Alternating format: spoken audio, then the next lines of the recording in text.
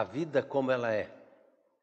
E o tema deste domingo, desta manhã, é Jesus é a nossa paz. E nós vamos ler dois textos da palavra de Deus, que são textos normalmente lidos nas festividades, nas comemorações do Natal. Talvez esses textos, se fossem lidos e meditados durante todos os dias do ano, nós teríamos um mundo melhor, teríamos uma igreja melhor, né? Nós sempre nos lembramos do nascimento de Jesus somente na época do Natal, ali em dezembro, e por isso vale a pena a gente estar sempre se debruçando nesses textos e meditando na palavra de Deus sobre o significado do nascimento de Jesus. E por isso eu quero ler com vocês, e vai aparecer na tela para vocês aí. Primeiro Isaías 9:6. Isaías, mais ou menos 600, 700 anos antes do nascimento de Jesus, ele profetiza assim da parte de Deus. Pois já nasceu uma criança, Deus nos mandou um menino, que será o nosso rei. Ele será chamado de Conselheiro, Maravilhoso, Deus Poderoso, Pai Eterno, Príncipe da Paz. E o outro texto lá de Lucas, no capítulo 2, do verso 8 ao verso 14, que diz assim: Naquela região havia pastores que estavam passando a noite nos campos, tomando conta dos rebanhos de ovelhas. Então o anjo do Senhor apareceu e a luz gloriosa do Senhor brilhou por cima dos pastores. Eles ficaram com muito medo, mas o anjo disse: Não tenham medo, estou aqui a fim de trazer uma boa notícia para vocês, e ela será um motivo de grande alegria também para todo o povo. Hoje mesmo, na cidade de Davi, nasceu o Salvador de vocês, o Messias, o Senhor. Esta será a prova: vocês encontrarão uma criancinha enrolada em panos e deitada numa manjedoura. No mesmo instante, apareceu junto com o anjo uma multidão de outros anjos, como se fosse um exército celestial. E eles cantavam hinos de louvor a Deus, dizendo: Glória a Deus nas maiores alturas do céu e paz na terra para as pessoas a quem Ele quer bem. Glória a Deus nas maiores alturas do céu e paz na terra para as pessoas a quem Ele quer bem. A vida como ela é. A vida é um dom de Deus, uma dádiva do Senhor, e por isso ela deve ser vivida com toda a intensidade. Intensidade não significa quantidade, mas qualidade. Não é a quantidade de experiências que nós podemos ter que faz da vida bela, a vida desejada e a vida gostosa ou a vida feliz, mas a qualidade nessas experiências. E isso só pode ser encontrada, só pode ser alcançada em Cristo Jesus. Pois só em Jesus nós encontramos a verdadeira alegria.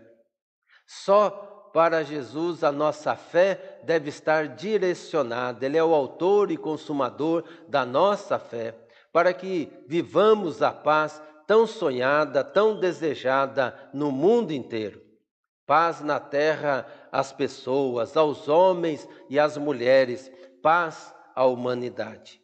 E eu creio que essa mensagem é sempre atual para a nossa sociedade, para o coração humano, especialmente nesses tempos de crise, nesses tempos de pandemia. A palavra paz é utilizada constantemente em nossos dias. E se isso acontece, se fala muito de paz, é porque ela não está sendo encontrada, é porque na verdade não existe essa paz almejada. Ou seja, as pessoas procuram, mas não encontram. As pessoas não se entendem. O governo, falando do nosso país, o governo federal e os estados, os governadores, não se entendem. Os países não se entendem. E tudo isso gera insegurança e mais violência. Quando nós lemos lá em Gênesis 11 sobre a narrativa da frustrada construção da Torre de Babel, nós dizemos que ali começou a confusão entre os povos. Quando Deus confundiu a língua deles, a linguagem na terra, por toda a terra, e os dispersou. Mas mesmo dentro do nosso país, que falamos a mesma língua, percebemos que as pessoas também não se entendem. Vivemos uma polarização que só interessa aos políticos, pois para a sociedade isso é nociva. Eles, os políticos, incentivam isso, se elegem em cima disso e depois viram as costas para o povo que o elegeu, deixando o povo brigando por políticos que não estão nem aí com as pessoas. O grande problema de tudo isso, ou que gera tudo isso, está no pecado. O pecado que distorceu as relações, o pecado que fez com que houvesse uma corrupção na humanidade, tornando o ser humano egoísta, orgulhoso, insensível e longe de Deus. E com isso a paz passa a ser apenas um discurso e não uma prática. Quando o ser humano pecou, lá no Éden, surgiram conflitos que o deixaram perdido no mundo. Isso tudo está lá em Gênesis, no capítulo 3. O ser humano entrou em conflito com Deus, rebelou-se contra o seu Criador, desobedeceu e continua desobedecendo. O seu desejo de poder, de grandeza, o tem separado de Deus e da sua glória. Mas o ser humano também entrou em conflito com a natureza.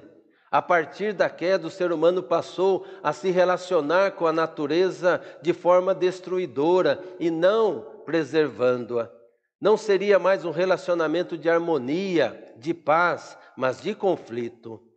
Por causa do pecado, o ser humano entrou em conflito com o seu semelhante. A experiência de Caim matando Abel mostra claramente isso lá no início de Gênesis. O conflito entre os seres humanos, resultando em conflitos maiores, como de raças, classes sociais, de religiões e nações. Por causa do pecado, o ser humano entrou em contradição consigo mesmo, como vai aparecer aí na tela para vocês. Sua mente está cheia de desejos em conflitos, medos, ambições, invejas, ódio, egoísmo. E esses desejos chocam-se uns contra os outros e com os seus próprios propósitos, ameaçando a existência humana. Nós podemos então dizer resumidamente que esses conflitos acontecem nos indivíduos, relacionado com o descontentamento de cada um com a sua própria situação pessoal, situação religiosa, econômica e familiar. Também nós podemos ver nas famílias, envolvendo a incompreensão entre os casais, entre pais e filhos, infidelidade, ódios, insensibilidades, levando à não superação das diferenças e muitas vezes ao divórcio. Na sociedade, com o surgimento das guerras, conflito entre grupos de pressão ideológica, política, econômica, além das lutas de raças, classes e gerações. E outros conflitos estão relacionados diretamente com o problema da justiça social, o racismo, a homofobia, o feminicídio e tantos outros. E para resolver esse problema, para dar ou trazer solução e trazer paz aos seres humanos, tem tentado alcançar aí a felicidade ou essa paz a qualquer custo. As pessoas tentam projetos e tentam organismos e instituições para que possam alcançar essa paz. Por exemplo, criou-se a ONU e alguns outros organismos para que pudessem gerar essa paz almejada. Incoerentemente, os países têm fabricado armas e enviado tropas militares para garantir a paz às nações. Em nosso país, o governo federal incentiva e quer proporcionar o armamento da população como uma política de combate à violência em busca da paz. Eu não quero arma, eu quero um governo que cumpra a Constituição e dê ao povo segurança, pois foi para isso que ele foi eleito. Armar a população é incentivar a violência e não a paz. Quanto a isso, não haverá nenhum governo. Aqui a crítica não é só para esse, todos os governos. Não haverá nenhum governo que possa garantir a paz se não houver a conversão das pessoas. Segundo a palavra de Deus, a paz não é um projeto humano para ser realizado pelos seres humanos através dos planos de boa vontade. A Bíblia mostra que a paz é um dom de Deus. Só Deus pode trazer paz ao mundo. E para resolver essa situação de conflitos vivida pelo ser humano, Deus enviou Jesus Cristo. Jesus nasceu. Por isso, o nascimento de Jesus traz no seu bojo a mensagem da paz para todas as pessoas, a solução para os conflitos vividos pela sociedade. É por isso que Jesus é anunciado pelo profeta Isaías como o príncipe da paz. O Deus encarnado, Cristo, vem instaurar uma nova humanidade, conforme as promessas no Antigo Testamento. Nessa nova criação, surge um novo homem, surge uma nova mulher, que é Ele mesmo, Jesus, que é transmitido a nós pelo novo nascimento. Jesus pregou e viveu essa paz, mostrando que é possível haver paz entre raças, entre nações, famílias, entre as pessoas. Jesus tratava todos e todas de forma igual, sem discriminação, sem preconceito. Assim ele foi com os samaritanos, assim ele também lidava com os doentes, com os publicanos, com os excluídos e não excluídos da sociedade.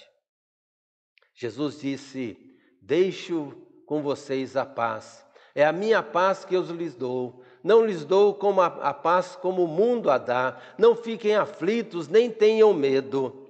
E a paz que Cristo trouxe está intimamente ligada à justiça. No Salmo 85, no verso 10º, encontramos ali de forma poética a palavra de Deus, falando desta maneira: encontraram-se a graça e a verdade, a justiça e a paz se beijaram. Muito lindo isso, isso é promessa de Deus, isso é Deus falando ao coração humano, isso é Deus mostrando às pessoas, e em Cristo Jesus isso se tornou realidade. Porque no pensamento bíblico não pode existir paz se não houver justiça. O reino da paz, que se inicia com o nascimento de Jesus, mantém-se e consolida-se com a justiça e com o direito.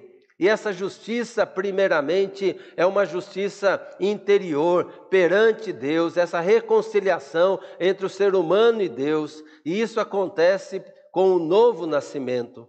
Justiça essa que não provém das nossas obras, dos nossos méritos, mas sempre da misericórdia de Deus. A presença de Cristo no mundo vem se mostrar também como uma ação educativa para uma vida justa, que supõe renúncia à vida desregrada, ao individualismo e à impiedade. E embutida na paz, a justiça de Cristo veio também trazer, Cristo veio trazer melhor, garante para todos aí, para todos os povos, o progresso, sem qualquer tipo de diferença. E essa justiça garante o bem-estar, igualdade e equidade entre todas e todos em condições mais humanas. Por isso, aceitar essa paz que Cristo nos traz significa também aceitar o desafio de compartilhar com todas as pessoas, de todos os seus bens, de ordem cultural, espiritual e material, que esteja à nossa disposição, respeitando as diferenças. Desta forma, toda ação egoísta é condenada, pois segundo o Shalom bíblico, não existe paz sem justiça. Por isso, na oração do salmista, ele orou assim: a justiça e a paz se encontraram e se beijaram. E esse beijo que o salmista falou muito antes de Jesus nascer, se concretizou no nascimento de Jesus. Como diz um poeta, Jesus é o beijo de Deus nos lábios do mundo. Por isso, irmãos e irmãs, Jesus nos ensinou e mostrou como a paz e a justiça devem existir nos relacionamentos entre as pessoas, porque Ele acolheu as crianças quando essas eram discriminadas na sociedade. dizendo que delas é o reino de Deus. Restaurou a saúde física, moral, espiritual das pessoas que estavam alijadas da sociedade, os leprosos, cegos, paralíticos, a mulher samaritana e muitos outros. Resgatou a dignidade da mulher, do órfão, da viúva, que eram vítimas da injustiça social do seu tempo. Portanto, Jesus é a solução para a humanidade. E eu acrescentaria aí a única solução para a humanidade. Por isso, como igreja, devemos pregar e viver esta verdade.